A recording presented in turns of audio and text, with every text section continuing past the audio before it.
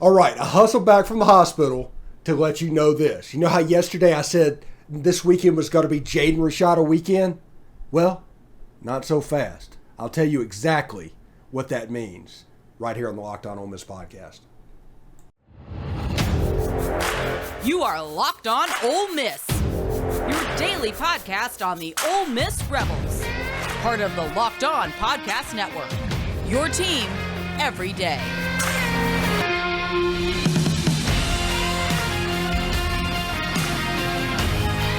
All right, welcome to the Locked On Ole Miss podcast. I am your host, Stephen Willis, and thank you for making the Locked On Ole Miss podcast your first listen every day. We are free and available on all platforms, including YouTube. Do us a favor, subscribe to the YouTube channel, hit the bell for notifications of new videos, and, of course, upvote the video itself. Also, I want to let you know, amazing selection, reliably low prices, all the parts your car will ever need. Visit rockauto.com and tell them Locked On sent you. So this show is kind of brought to you by Rock Auto. So, all right, so we built up yesterday about this being Jaden Rashada weekend. He's been set to recruit or commit on June 18th for a while now. And it was just, he had 3 teams earlier and then he added 4 more. And you thought that he was going to commit one of those 7 at some point. Now, he's been to Ole Miss 4 times. He has visited Ole Miss 4 times. Now, the NIL monsters, they exist in this scenario. Understand that. It's not going to be a traditional old-timey recruitment. NIL is going to play a factor in it. Florida has pushed, and there's even like RPMs and crystal balls coming in for him to Florida. But the fact that he is not committing tomorrow to Florida is a good thing. The rumor is he is going to visit Miami. They're another NIL monster, and they'll have an opportunity to match what is going on. So we will see how this goes. This is actually good news for Ole Miss. I think if he was going to commit tomorrow, he was going to commit to Florida. That's all that I've been hearing. This gives Lane Kiffin an opportunity for resilience to go push through and do all the things he's known for, and hopefully get Jaden Rashada's retention and get him to Oxford. If not, though, just like I told you yesterday, it's not the end of the world. In high school recruiting, the goal is to finish in the top 2. I think Ole Miss with Jaden Rashada is going to finish in the top 2. I think whoever Jaden Rashada picks, if he does not pick Ole Miss will be number 2. And it is important to be number 2 in this environment of college football, because after an 18 or a 19-year-old has an 18 or a 19-year-old thing happen to them, they're going to go down the list, and 9 times out of 10, they're going to go to number 2 on that list. That's how we got Zach Evans. Exactly what happened. He went to TCU, an 18, 19-year-old thing happened. He ended up at Ole Miss. So we will see exactly how that goes. The kid from Tuscaloosa, I think, is set to commit on Sunday. He becomes the next commitment. There's a kid from up in North Carolina that's committing next week as well. This is a busy time of year commitments, and it kind of makes sense. People that want to get it over and done with before football season, this gives them a window to do that. But I'll see exactly what he does. Next week, John Garcia will be back on the show. We'll have him next week, and he will talk about Jaden Rashada and be able to fill everybody in of what's going on, because he really sounds like he knows what's going on in this recruitment when next to nobody else does. And remember, if anybody has what they say is a concrete thought or an idea about Jaden Rashada, immediately discount them. I don't think anybody knows what's going on. I think he's told everybody what they want to hear, and then he will just come and put on a hat, essentially, on commitment day. But his commitment has been pushed from June 18th to June 26th. So it's 8 days, so it's a week from Sunday. And we'll see exactly what he does. But the potential is there for him to go to Ole Miss. If he goes to Ole Miss, I will not be surprised. If he goes to Florida or Oregon or Miami or Texas A&M, I will not be surprised. This is a different world we live in now. There's no real way that we can say anything about that. This is a different world right now. And whenever you say what's going on, everybody just blanket says NIL. But that's not the whole story. In this hyperbolic environment that we live in now, there's no way. Everything's either extremely good or extremely bad. And there's nothing in between. But NIL and the transfer portal is kind of right down the middle.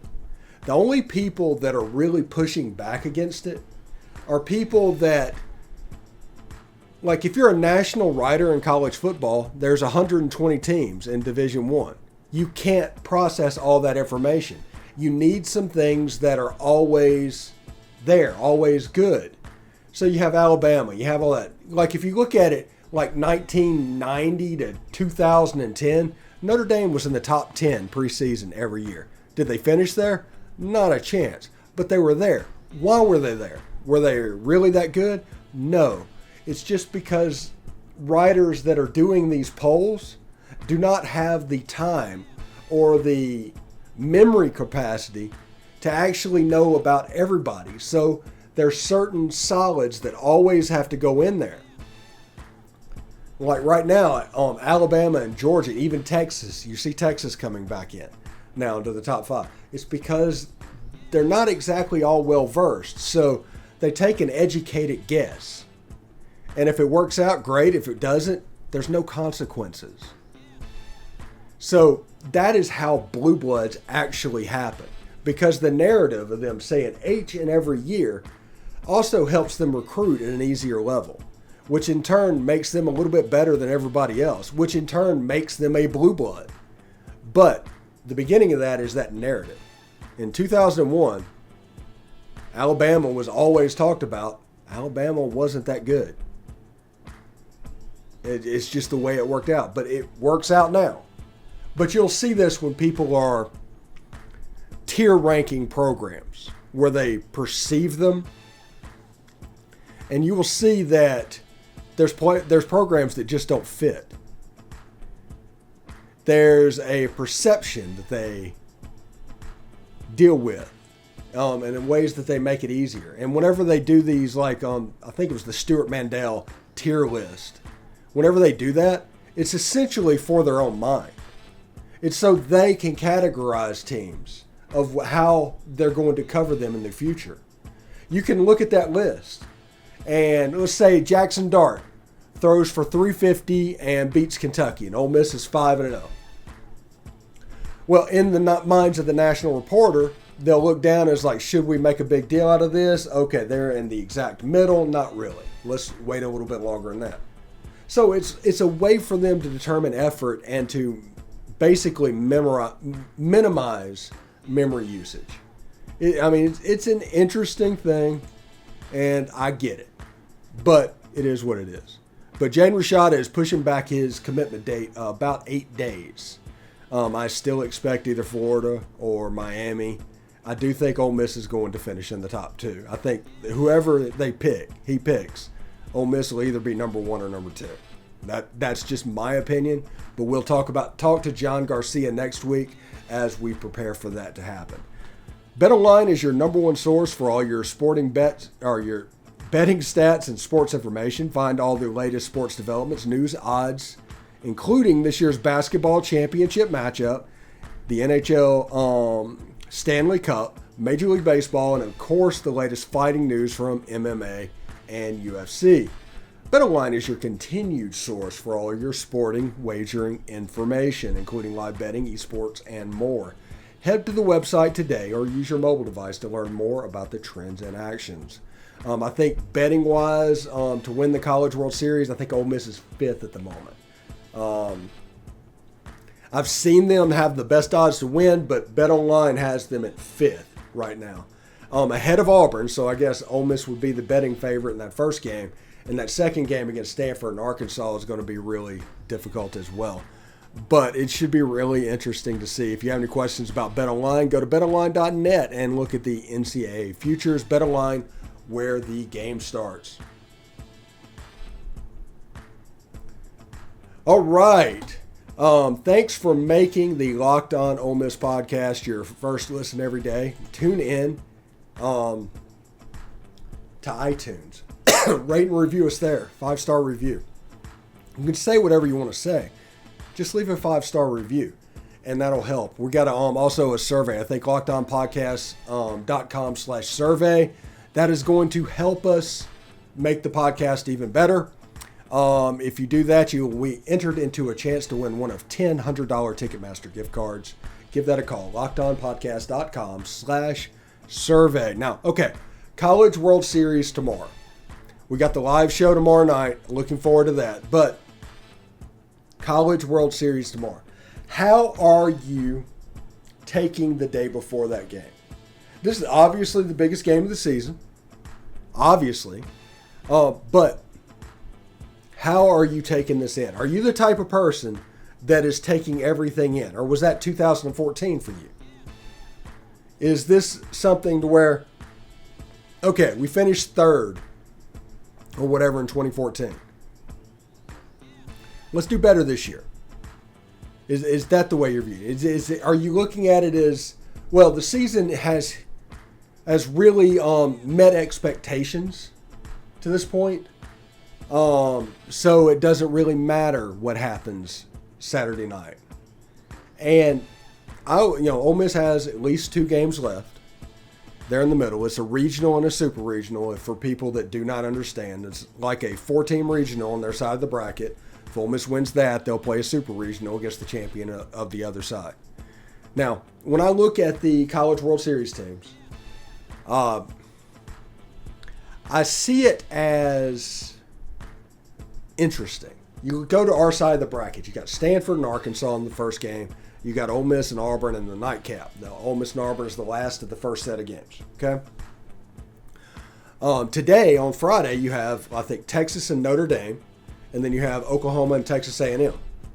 Now, that side of the bracket is unbelievably interesting to me, because Texas A&M, and Oklahoma on the same side of the bracket. Add in the Notre Dame, but Notre Dame usually has like football hate, for everybody. But if you take that, you got the Red River Shootout people. You got Texas, Oklahoma. You've got Texas and Texas A&M, all of which are going to be SEC schools in the coming years, perhaps as early as 2024. And you just look at it and you're like, man, that has the chance to be an explosive side of the bracket. Now, you've got the Hispanic Titanic, which is a name that I absolutely hate because I guess the Titanic sank. And 31 home runs is very impressive. Good for him. But I just hate that nickname, Hispanic Titanic. Texas A&M and their 5-hour games are going to be playing. Oklahoma and their closer, who is basically channeling Kenny Powers. It has a chance to be really interesting. And Notre Dame, America's team, who took out Tennessee in Knoxville as we speak. So I don't know. I don't know. That side of the bracket, there's a bunch of teams that could come out. I like the way Texas A&M plays. I think they play so slow it gets under your skin. I think they have a chance to have an absolute war with Texas, and I think the regional final will probably be A&M and Texas. The winner gets the championship series. Now, if you go over to Ole Miss's side of the bracket, I really like Arkansas against Stanford. I don't know why. Stanford has a field from, like I said, 1850. Their foul ground there is absolutely ridiculous, and I think that contributes to their pitching staff's ERA. And because of that, I don't really know how good they are as a team, as an ERA. I don't know. Arkansas likes to hit the long ball. They are not offensively, I think, a fit for that park, which is Charles Schwab Field, I think now. It was TD Ameritrade, but now it's Charles Schwab Field. But it'll be interesting. I really like Arkansas in that first game. I like Ole Miss in the Ole Miss Auburn game, and the regional final will be the biggest game of the season, Ole Miss and Arkansas. The winner of that one has the utmost advantage going into the regional final. If Ole Miss wins, they basically get to pitch Dylan DeLucia again because of the break that they're going to get because the team's coming through the losers bracket. So it seems Seems like a thing that would work for me. I'm okay with it working. But the path in Omaha is the path everywhere else. Win the first 2 games. Third game, put it together and roll it out and let's figure out what's going on. But that is the path to getting to the championship series. So, this episode is brought to you by Rock Auto. With the ever-increasing numbers of makes and models, it is now impossible for your local chain auto parts store to stock all the parts you'll need. Why endure the often pointless and seemingly intimidating questioning, is your Odyssey an LX or an EX? And wait while the person behind the counter orders the parts on their computer, choosing only the brand their warehouse happens to carry. You have computers with access to rockauto.com at home and in your pocket. So save time and money when using Rock Auto. It's a family business serving do-it-yourselfers for over 20 years, and their prices are reliably low for every customer. So go explore their easy-to-use website today to find the solution for your auto parts need. If they got it, you can do it yourself. It's going to be good, and trust me, if you're looking on how to repair something, my wife repaired the park lock mechanism on a Chrysler 300 just on a whim. I didn't even know it was happening about 10 years ago. It's all on YouTube. YouTube can show you exactly how to do it. So go to rockauto.com right now. See all the parts available for your car or truck, right Locked On their How Did You Hear About Us box so they know we sent you. Amazing selection, reliable low prices, all the parts your car will ever need. rockauto.com. Tom Vanderford next. All right, thanks for making the Locked On Ole Miss podcast your first listen every day. We are free and available on all platforms, including YouTube. So do us a favor, subscribe to the YouTube channel. You can also hit the bell for notifications when new videos are posted, which happens quite frequently, and upvote the video itself. That is the way to go. I am here with Tom Vanderford for his weekly segment, Talking Ole Miss Sports. And for June 16th, not a lot's going on right now. Yeah, I put a little post on Twitter that the crow tasted good, and of course Vandegrift had to like it. But I'm glad that they're there. I hesitate to say it because I don't want to be a jinx, but they remind me a lot of Mississippi State's team last year. You know, they weren't world beaters. They just got really hot there in the Super Regionals and in the World Series. And hopefully when we have our post-game pod Saturday night, we'll have something good to talk about. Yeah, exactly. And Zach Blackerby said he was going to stop by for a little bit for the Auburn Locked On host. So we'll have good deal. Have him in there as well. So it should be a lot of fun. Like 30, 45 minutes of just what happened to the point. I think it's going to be a lot of fun. Oh gosh, yeah, I do too. I look forward to interacting with the other folks that are your weekly guests. Yeah, and as well. In the last 48 hours, I've gotten 55 subscribers. Dude, I know. I saw where it went over 1,000. I'm like, yes. Yeah, because so that means just the beginning. That means post-game live for football season's happening. Now we're doing the Omaha thing. Should be a little bit of fun. Yeah, should be a little bit of fun. I think so. I'm not the basketball guru, but Coach Yo got a commit today from a young lady from South Carolina that looks to be the real deal. And we got Bryson Sanders to commit to us, and that's a solid pick right there. He had a really good offer list. So, somebody, not real sure who, did an interview with him. And I listened to that, and I was real excited to hear what it has to say. And they just asked a bunch of inane questions. And you just can't take anything from it. And that's what I try to do whenever I'm interviewing somebody. Is it might only be 4 questions, but I like to think it'd be 4 questions that people want to hear about. Right. The person actually wants to answer. Yeah. Instead of rambling on and on and on. Is a hot dog a sandwich? That type question. That drives me absolutely nuts.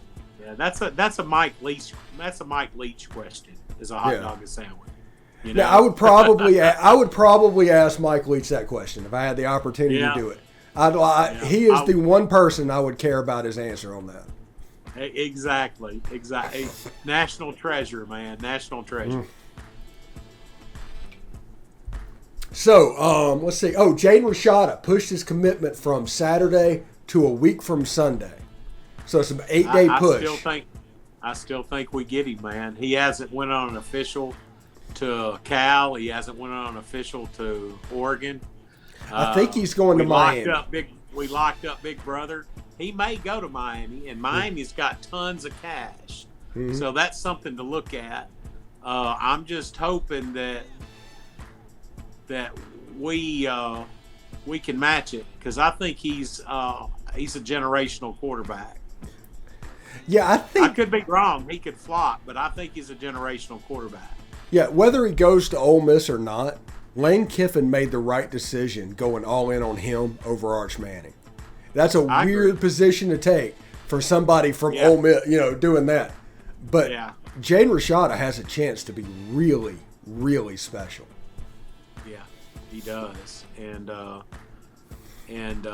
if I didn't have red and blue glasses on, I'd say he's the number one quarterback in the country. Of course, it's hard to say that when there's a Manning there as well. But, I mean, if you just go to the different sites, you go to Huddle, you look at these guys' film, this kid's the real deal. Yeah, and like I said, this is not sour grapes on Arch Manning at all. Whether it goes to Ole Miss or goes anywhere else, it just doesn't bother me. What actually does bother me is the number one player in the country not doing Elite 11. My whole motto is, when I was on staff with Coach O, this was said over and over again: competitors compete. Exactly. Exactly. That's like when somebody doesn't want to go to the combine. It's like, okay, you got a slow 40 time, I get it. Or you can't do so many reps, or there's a reason that they don't go to the combine if they're an elite person. But major red flag. Yeah, exactly. Or maybe he's like, I'm Arch Manning, I don't think I've got anything to prove. Who knows? But I do know that Rashada would be a huge get, and I think we would have what I call the Eli Manning effect. When Eli committed, we got some other people that we weren't really going to get, and I think if Rashada did that, I think that would push some of these kids towards us.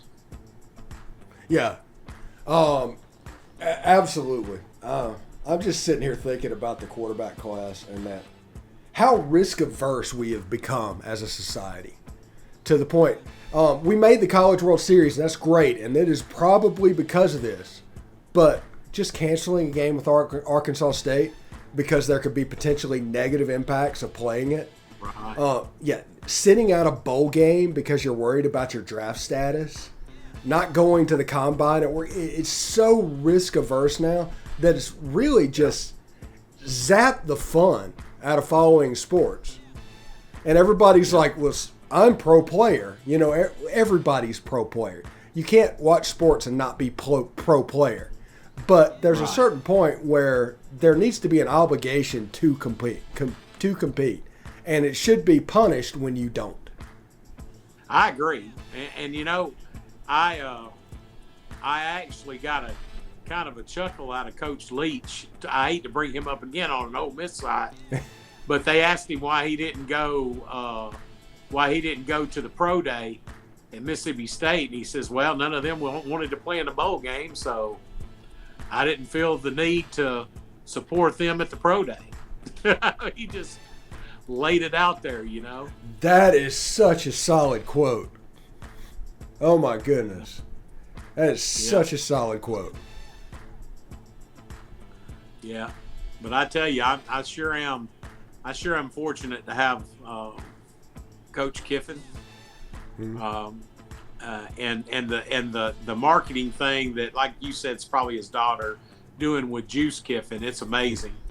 You know, I mean, I don't know if you saw the tweet today, but he's like, hey, all I do is make recruits happy, and my dad gives me treats. That's my job. Yeah. and eventually, it probably won't happen now, but when Lane Kiffin gets into his 50s, I think he's going to teach a class on social media in college. He should. Yeah. He should.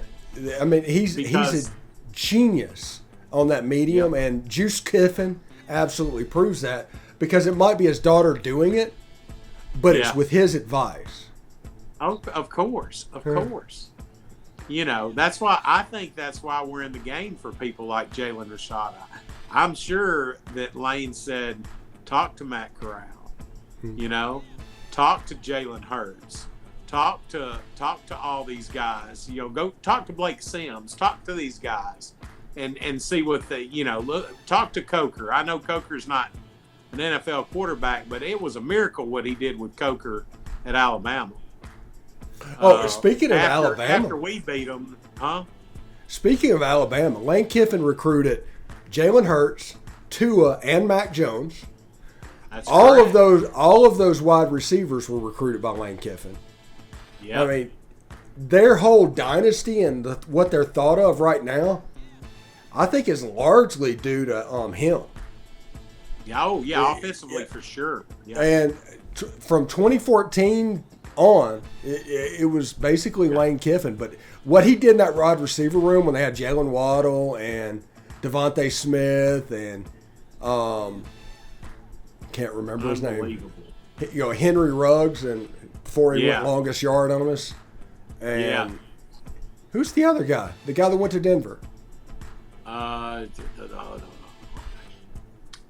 Hate to say it, my mind's blown. It's anyway. I can't even think of them, but there's just tons of them, And he, I mean, you give credit for the defense to the GOAT, but the offense and the turnaround and the embracing of a more wide open instead of that basic old pro style offense that they were running at Alabama, that's totally Kiffin. I mean, Saban even gives credit to Kiffin on the offensive changes.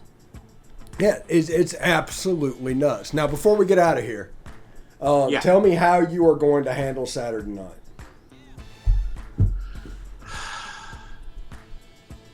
I'm afraid I'm a jinx, so I'm probably going to follow the game on Twitter and record it, and kind of like I did for the Sugar Bowl.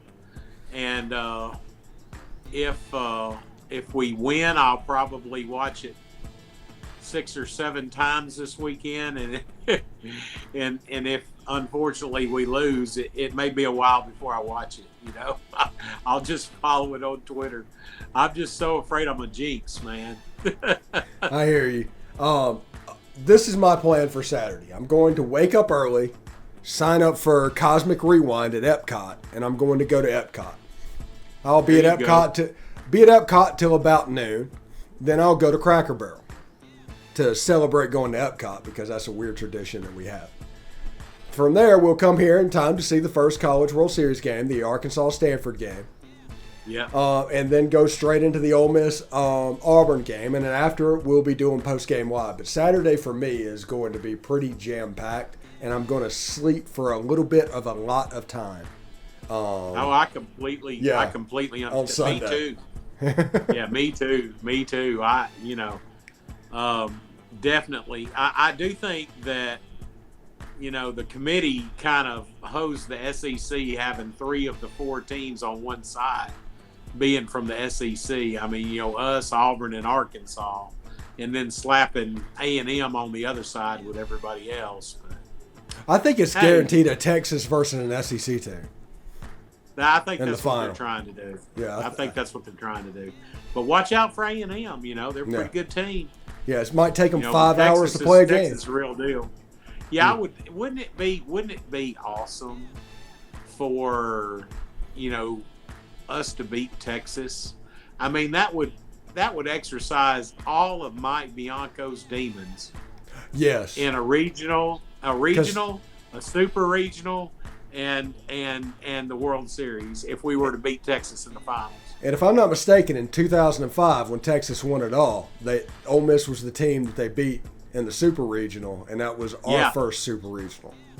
Exactly. Okay. Exactly. Yeah.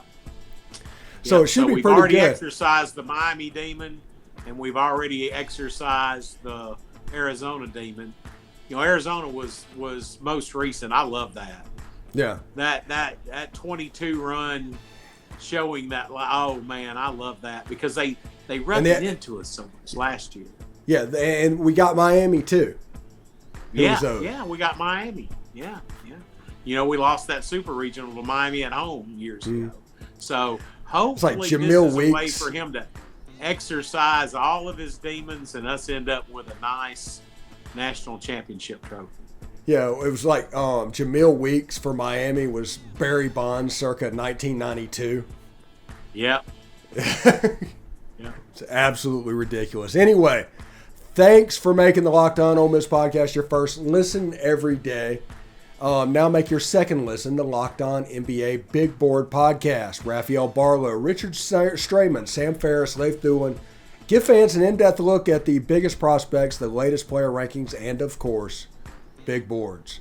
Follow the Locked On NBA Big Board every day on the Odyssey app, YouTube, and wherever you get your podcasts. Tom, thank you so much. Enjoy this weekend, and I will see you Saturday night, man.